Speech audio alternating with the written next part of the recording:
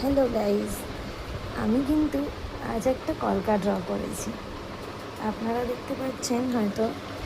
আমি এটাকে না ব্ল্যাক অরিগেমি পেপারের ওপরে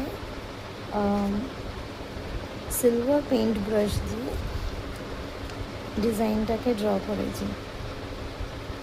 খুব মানে বছর পর আমি স্টার্ট করলাম এই কলকা আঁকাটা আবার।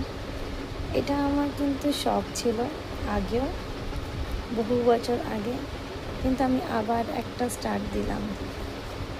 যেহেতু এটা একটু টেরা ব্যাকা লাগছে, আমি ডিরেক্টলি ড্র করেছি বলে, তবে এটা আমার খুব ভালো লেগেছে, তাই আমি চাইলাম যে একটু শেয়ার করি।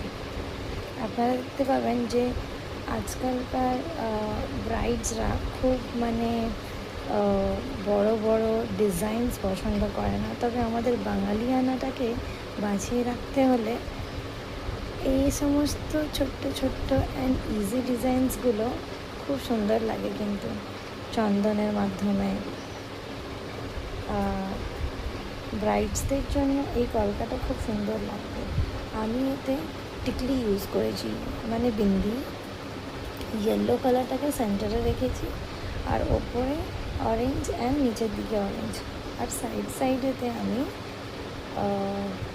ডায়মন্ডের কিছু মাল্টি কালার টিকলিস দিয়েছি। তবে আপনারা যদি দেখেন, এটা সত্যি খুব ভালো লাগবে। এটাকে প্রপারলি ড্র করতে পারলে খুব সুন্দর লাগবে। আমি জাস্ট র্যান্ডামলি ড্র করে দেখিয়েছি।